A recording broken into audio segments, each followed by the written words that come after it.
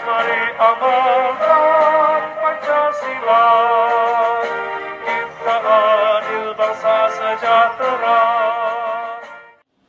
Salam sejahtera saudara-saudariku yang terkasih di dalam Kristus. Kita bertemu kembali dalam pertemuan BKS yang keempat. Apa kabar? Semoga kita senantiasa diberi rahmat kesehatan dan kebahagiaan. Tujuan daripada pertemuan kita yang keempat adalah mengajak kita untuk menyadari bahwa ada suatu realitas manusia yang selalu terlena oleh harta kekayaan. Semoga di tahun keadilan sosial ini kita dimampukan memperjuangkan keadilan bagi sesama. Metode yang akan kita gunakan dalam pertemuan BKS keempat ini adalah mengulas latar belakang, kemudian memberikan ulasan bacaan, ditutup dengan kesimpulan dan pesan pastoral. Lukas bab 16 ayat 19 sampai 31. Ada seorang kaya yang selalu berpakaian jubah ungu dan kain halus, dan setiap hari ia bersukaria dalam kemewahan. Dan ada seorang pengemis bernama Lazarus, badannya penuh dengan borok, berbaring dekat pintu rumah orang kaya itu, dan ingin menghilangkan laparnya dengan apa yang jatuh dari meja orang kaya itu. Malahan anjing-anjing datang dan menjilat boroknya.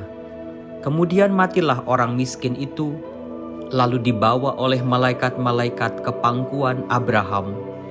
Orang kaya itu juga mati, lalu dikubur. Dan sementara ia menderita sengsara di alam maut, ia memandang ke atas, dan dari jauh dilihatnya Abraham dan Lazarus duduk di pangkuannya.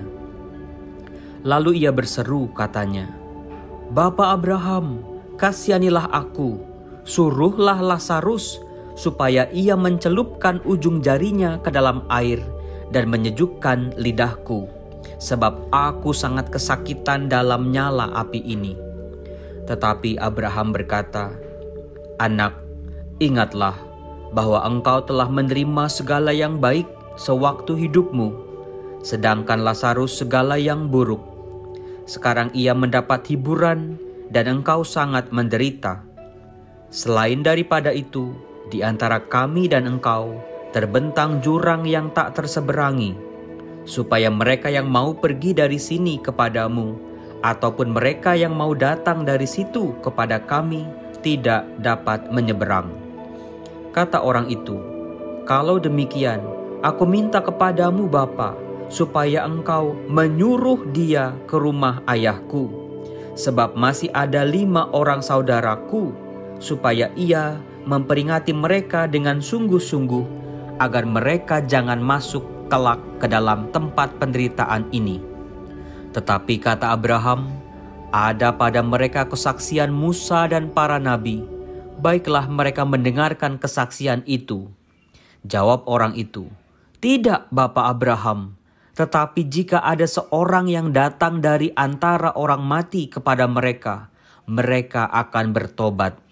Kata Abraham kepadanya, "Jika mereka tidak mendengarkan kesaksian Musa dan para nabi, mereka tidak juga akan mau diyakinkan, sekalipun oleh seorang yang bangkit dari antara orang mati." Latar belakang daripada Injil Lukas 16 ayat 19 sampai dengan 30 menggambarkan adanya jurang perbedaan antara si kaya dan si miskin. Di sini si kaya identik dengan kenyamanan hidup, sedangkan si miskin yang bernama Lazarus hidupnya bergulat dengan kelaparan dan badannya penuh dengan borok. Lazarus merupakan suatu realita kemiskinan yang hadir dalam kehidupan orang kaya. Sangat ironis dan miris sekali, Lazarus diperlakukan seperti binatang, bahkan sampai makan dari remah-remah makanan yang jatuh dari meja orang kaya itu bersama anjing-anjing liar. Di sini, anjing dalam konteks zaman itu dianggap sebagai binatang najis apabila kita kena air liurnya. Puncak penderitaan Lazarus semakin jelas ketika boroknya dicilati oleh anjing liar itu, dan demikian Lazarus dianggap najis dan pantas dijauhi. Akibat perbuatan daripada orang kaya tersebut, ketika mereka meninggal, situasi dan kondisi berbalik 180 derajat. Lazarus yang ketika hidupnya menderita mendapat kemuliaan Allah dan diangkat ke pangkuan Bapa Abraham. Sedangkan si kaya yang dahulu hidupnya mewah dan nyaman mengalami penderitaan di alam maut. Maka sebaiknya kita harus waspada terhadap sikap kesombongan. Sebagai contoh, dalam kondisi menderita, orang kaya tersebut tidak hilang kesombongannya begitu saja. Dia masih menyuruh-nyuruh, di mana dalam ayat 24 minta kepada Bapa Abraham agar Lazarus mencelupkan ujung jarinya ke air untuk menyejukkan lidahnya. Sedangkan dalam ayat 27 menyuruh Lazarus memperingati saudara-saudaranya agar jangan masuk ke dalam penderitaan seperti dia kelak. Bapak Ibu yang terkasih di dalam Kristus, mari kita belajar dari nasihat Musa dan para nabi agar kita terhindar dari siksaan di kehidupan kita kelak. Dalam kitab Ulangan 16 ayat 5, manusia diajak mengasihi Allahnya. Sedangkan dalam Imamat 19 ayat 18, manusia diajak untuk mengasihi sesamanya. Kedua perintah tersebut disatukan oleh Yesus dalam hukum utama, yaitu cinta kasih yang dapat kita baca dalam Injil Matius 22 ayat 34 sampai dengan 40, di mana Yesus menjawab pertanyaan para ahli Taurat. Peringatan yang lain dapat kita lihat dalam Mika 2 ayat 1 sampai dengan 2, di mana Nabi Mika mengkritik praktek orang Yehuda yang mementingkan diri sendiri dalam kekuasaan dan kemewahannya. Pada zaman itu, Nabi Mika telah mengajak umat Israel untuk tidak egois. Baiklah Bapak Ibu yang terkasih di dalam Kristus, kita sampai pada kesimpulan.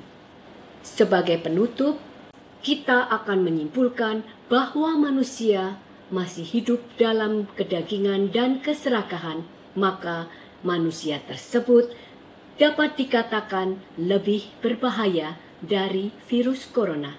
Dampaknya dapat menghancurkan tatanan kehidupan umat Kristiani yang identik dengan cinta kasih.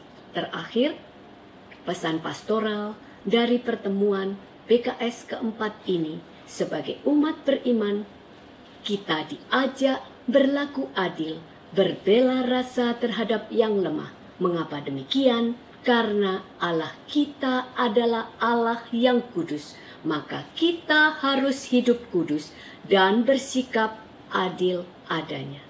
Semoga firman Tuhan berada di hati kita semua. Tuhan memberkati.